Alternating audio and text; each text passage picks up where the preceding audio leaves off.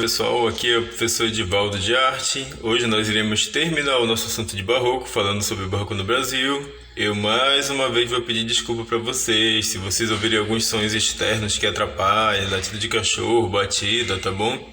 Eu peço desculpas, eu sempre procuro um momento do dia para gravar que não esteja muito barulhento, mas é meio difícil de encontrar, tá bom? Então hoje nós iremos continuar falando sobre aquele movimento que surgiu lá na Europa, impulsionado pela Contra-Reforma da Igreja Católica, lembra? Onde nós vamos ter uma arte muito cheia de emotividade, uma arte que vai recorrer muitas vezes à religião, que foi marcada na Europa pelo contraste entre o claro e o escuro na pintura, né? Obras com grande emoção, repassando sentimentos e tudo mais. Nós vamos ver que esse movimento ele aconteceu aqui no Brasil, só que com características próprias, tá? Prestem bastante atenção aí nessa imagem de abertura do vídeo, onde vocês podem ver uma igreja toda decorada no estilo barroco, né? Isso daí, gente, a maioria é entalhe em madeira, pintado com tinta dourada ou até mesmo com ouro mesmo, né? Que vai ser muito utilizado aqui no barroco brasileiro. Então, uma das características do barroco na decoração nós vimos é esse exagero de detalhes, né, que devemos ter aqui, principalmente expresso nas igrejas. Vamos lá, gente. O barroco chegou ao Brasil com os jesuítas. Os jesuítas, gente, era um grupo de padres, né, da Companhia de Jesus que surgiu na Europa e eles vieram para cá junto com os colonizadores durante o século XVII, e o movimento barroco acabou se difundindo mesmo ao longo do século XVIII, né, gente? Quando ele já estava saindo fora de moda lá na Europa, ele acabou vindo para cá. Então aqui a gente chama de barroco tardio, né, ou um barroco atrasado, esse barroco brasileiro. Foi a expressão artística mais importante do período colonial, ou seja, enquanto o Brasil foi colônia de Portugal, tá? Esse foi o movimento artístico mais importante que aconteceu. Foi mais expressivo nas regiões açucareira e mineradora, e eu vou dizer para vocês o seguinte: isso se deve ao fato de que essas regiões elas eram mais ricas, né? Então, assim, nós vamos perceber que existe o barroco, obras de construção barroca, em todos os lugares do Brasil. Mas, por exemplo, né, na Bahia, no Recife, até mesmo aqui no Amapá, né? A Vila de Mazagão Velha ela é toda no estilo barroco, mas esse barroco mais requintado, esse barroco mais bem trabalhado, vai ser nessas regiões mais ricas, né? Que vão concentrar mais pessoas e, logicamente, mais riquezas. Assim como na Europa, no Brasil o barroco teve forte influência da Igreja Católica. Então nós vamos perceber muitas vezes a presença de temas religiosos, né, nas obras barrocas. Observem, por exemplo, esse altar da Basílica de Nossa Senhora do Carmo em Recife, né? É um altar todo decorado, todo trabalhado, com imensos, né, e variados detalhes, mínimos detalhes trabalhados, entalhados aí em madeira, pintado com ouro, né? E a presença desses anjinhos, da imagem dos santos, isso vai ser muito característico, né, nessa decoração barroca. Então vocês podem ver que é um altar muito exagerado, né, muito repleto de detalhes, onde vai prevalecer essa questão da emoção, da religiosidade e tudo mais que a igreja queria repassar para as pessoas. Então, marquem aí no caderno de vocês, marquem na mente de vocês que a riqueza de detalhes e o esplendor vai ser uma das características do movimento barroco aqui no Brasil, assim como foi lá na Europa, né, gente? No Brasil, o barroco acabou adquirindo características próprias por receber influência de vários lugares da Europa. Então nós vamos ter influência do barroco espanhol, do barroco italiano, principalmente do barroco português, né? E essa mistura, toda essa amálgama de referências, de influências, junto com a cultura brasileira, ela vai formar-se um barroco muito particular, um barroco bastante diferente do que foi o barroco, né, em outros lugares do mundo. Em Minas, já no século XVIII, o barroco apresenta-se desenvolvido e com características rococó. Gente, o rococó ele foi uma fase final do barroco, uma fase de extremo exagero, né? Então é por isso que nós vamos ver aqui algumas divergências do barroco europeu, né? Está mais para próximo do rococó.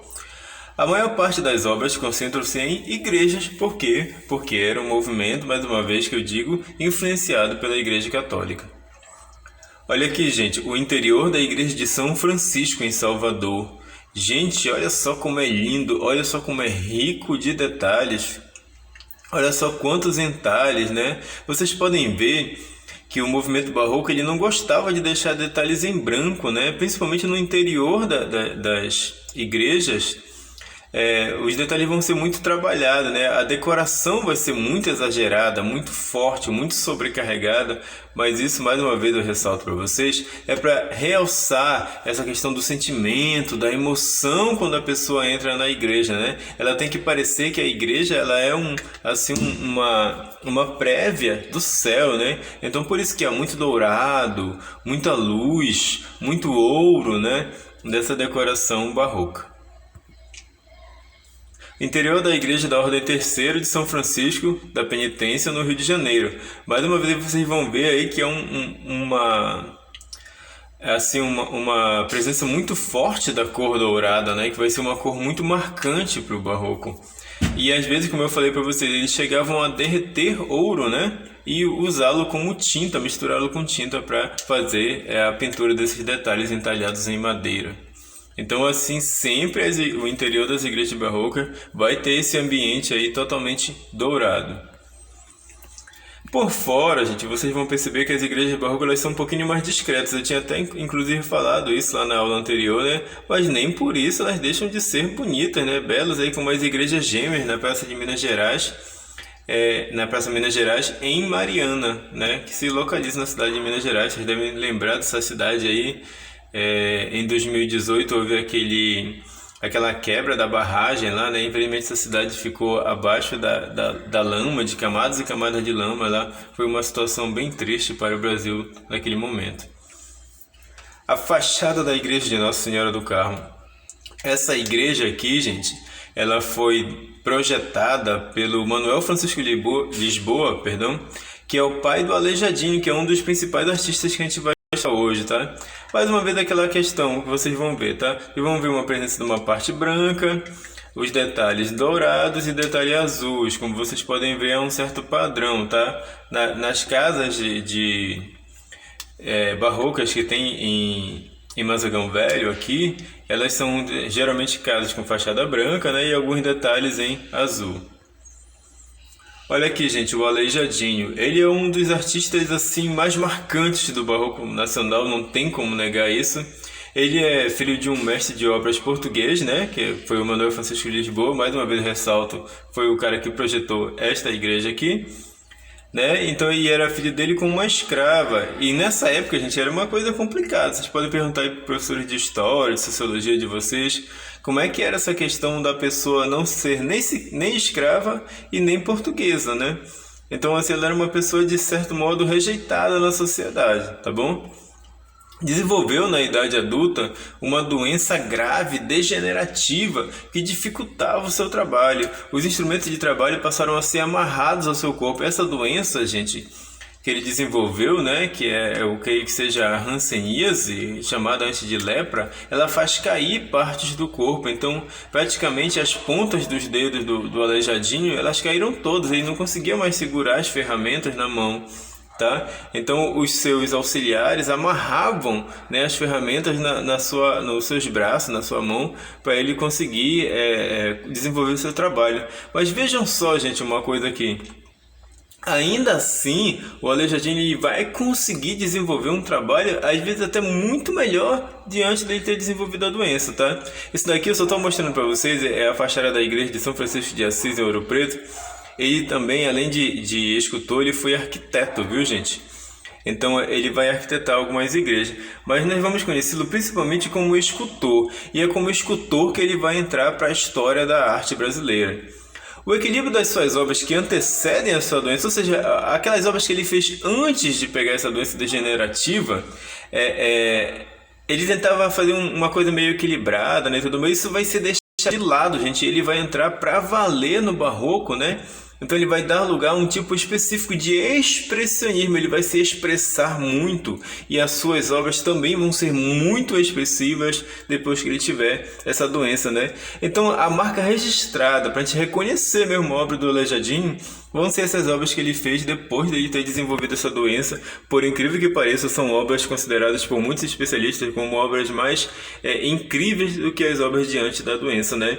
Como vocês podem ver aí, esse anjo esculpida em madeira.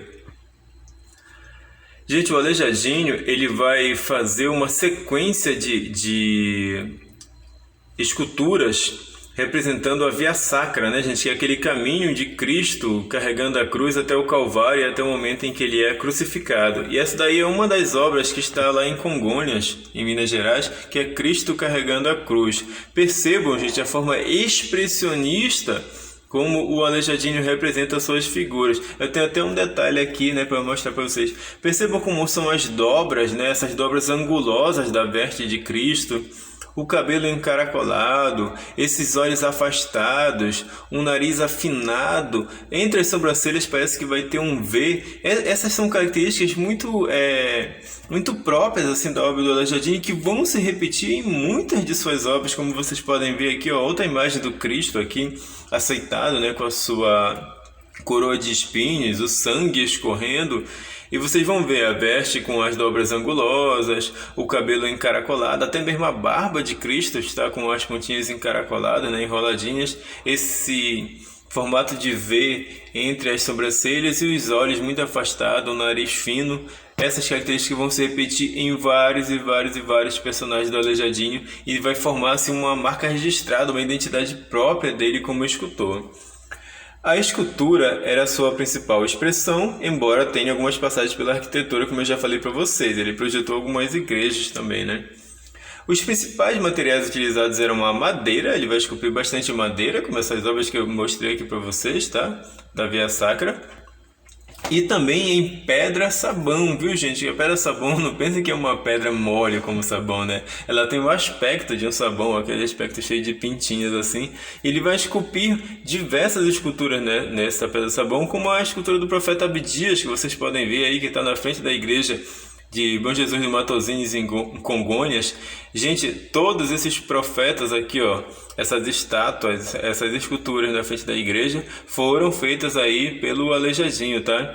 Igreja Bom Senhor Jesus do Matozinhos em Congonhas. Todos esses profetas foram esculpidos por ele. Aqui, ó, o profeta Abacuque, né? Vocês podem ver aquelas características que eu mostrei para vocês, dos olhos afastados, o cabelo encaracolado e tudo mais que eu falei nos slides anteriores. Vão se repetir aqui nos profetas, tá? Aqui estão todos eles, né, que ele esculpiu.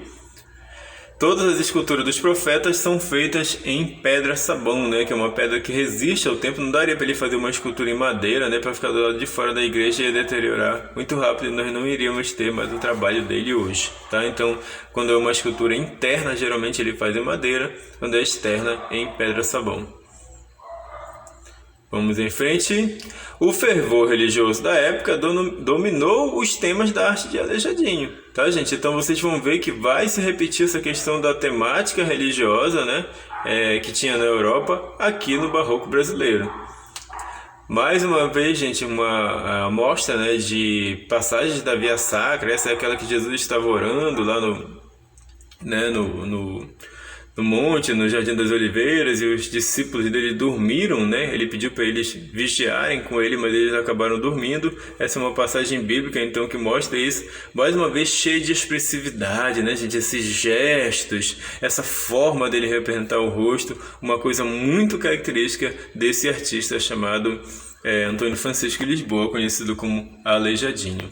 Mas nós tivemos também outro artista de destaque aqui no Barroco Nacional, que é o Manuel da Costa Ataíde, conhecido como Mestre Ataíde. Esse vai ser um importante pintor, gente, do Barroco brasileiro. Suas principais obras estão nos tetos de várias igrejas barrocas de Minas Gerais. A expressividade e o jogo de cores únicos fizeram dele um dos principais expoentes do período barroco. Gente, quando fala de cores únicas, são únicas mesmo, porque ele mesmo desenvolvia suas tintas, né, com clara de ovo e tudo mais.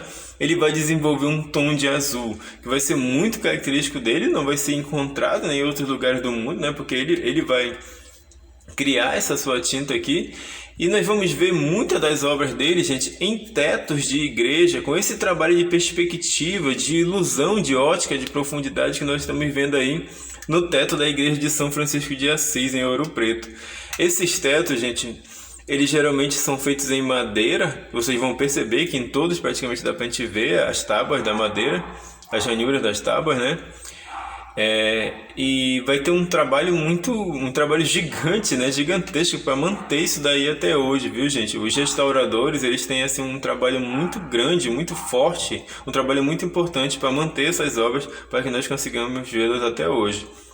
Aqui, gente, vocês podem perceber mais uma vez essa temática da de Nossa Senhora, né, rodeada por anjos. Em algum momento vai ter a presença de São Francisco e tudo mais, mas eu quero que vocês prestem principalmente atenção na forma como ele pintava, né?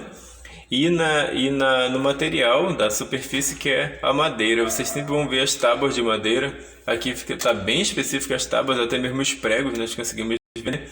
E essas imagens aí dos anjinhos, tocando os bandolins e flautas e harpas e tudo mais.